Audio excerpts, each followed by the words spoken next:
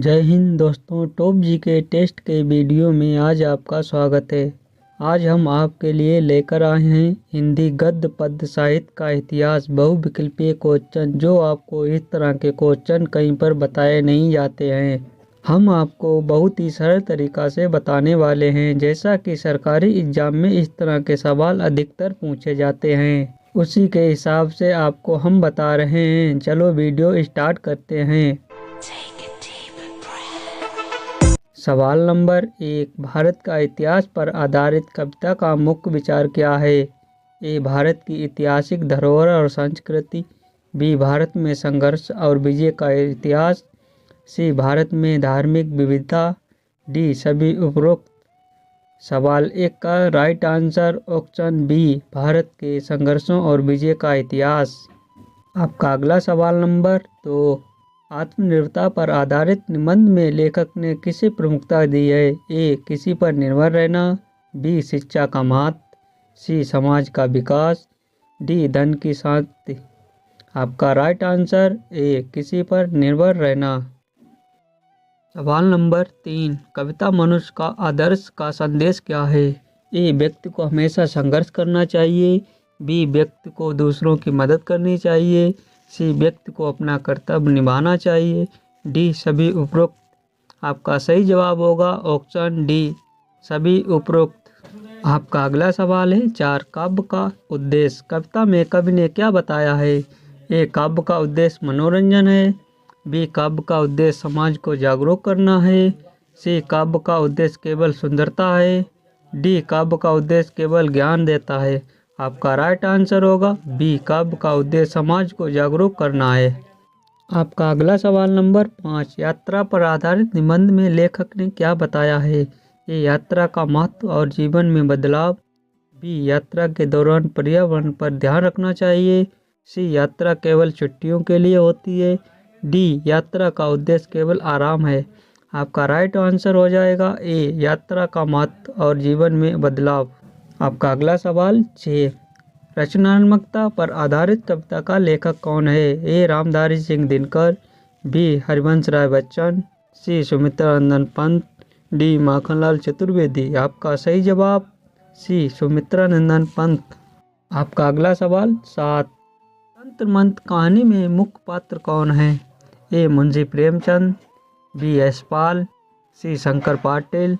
D, Shrilal शुक्ल। आपका सही जवाब होगा ऑप्शन बी, यशपाल। आपका अगला सवाल नंबर 8, व्यक्तित्व विकास निबंध में लेखक ने क्या बताया है? ए, सफलता के सूत्र। बी, जीवन में संघर्ष और उसके परिणाम। सी, जीवन में आत्मविश्वास और परिश्रम की आवश्यकता। डी, सभी उपरोक्त। आपका सही जवाब है ऑप्शन डी, सभी उपरोक्त। आपका अगला सवाल, कभी कभी कविता का संदेश क्या है? ए, जीवन में चढ़ाव उतार का सामना करना। बी, खुश रहना और सकारात्मक सोचना। सी, संघर्षों से दूर भागना। डी, सभी उपरोक्त। आपका राइट आंसर ए, जीवन के चढ़ाव उतार का सामना करना। आपका सवाल नंबर 10, नारी कविता में कवि ने नारी के किस गुण को प्रमुखता दी है? ए, उसकी सुंदरता। बी, उसकी सहनशीलता और ताकत। सी, उसकी कोमलता और दया। डी, उसकी शिक्षा। आपका राइट आंसर बी, उसकी सहनशीलता और ताकत। आपका अगला सवाल नंबर 11, हमें क्या चाहिए निबंध में लेखक ने किस विषय पर प्रकाश डाला है? ए, समाज में बदलाव। बी, भारतीय राजनीति। सी, विकास और असमानता। डी, विज्ञान और औद्योगिक। यहाँ पर आपका राइट आंसर हो जाएगा सी, विकास और असमानता। आपका अगला सवाल नंबर 12, बड़े आदमी की सलाह कहानी का संदेश क्या है? ए, खुद पर विश्वास रखना चाहिए। बी, हमेशा बड़े लोगों से सलाह लेनी चाहिए। सी, बड़े आदमी का हमेशा आदर करना चाहिए। डी, खुद की मेहनत से सफलता प्राप्त करनी चाहिए। इस सवाल का सही जवाब होगा ऑप्शन बी, हमेशा बड़े लोगों से सलाह लेनी चाहिए। आपका अगला सवाल नंबर 13, भारत की महिमा कविता का लेखक कौन है? ए, माखनलाल चतुर्वेदी। बी, रामधारी सिंह दिनकर। सी, महादेवी वर्मा। डी, सूर्यकांत त्रिपाठी निराला। आपका सही जवाब होगा ए, माखनलाल चतुर्वेदी।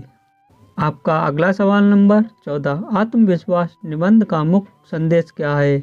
ए, आत्मविश्वास से व्यक्ति सफलता की ओर बढ़ता है। बी, आत्मविश्वास से ही सभी समस्याओं का समाधान होता है। सी, आत्मविश्वास केवल कठिन समय में ही काम आता है। डी, आत्मविश्वास और ज्ञान का कोई संबंध नहीं है। यहाँ पर आपका राइट आंसर हो जाएगा ए, आत्मविश्वास से व्यक्ति सफलता की ओर बढ़ता है।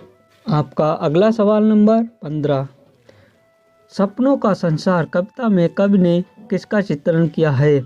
ए, जीवन में संघर्ष। बी, एक आदर्श समाज। सी, बच्चों के सुंदर और रंगीन सपने। डी, जीवन की कठिनाइयाँ।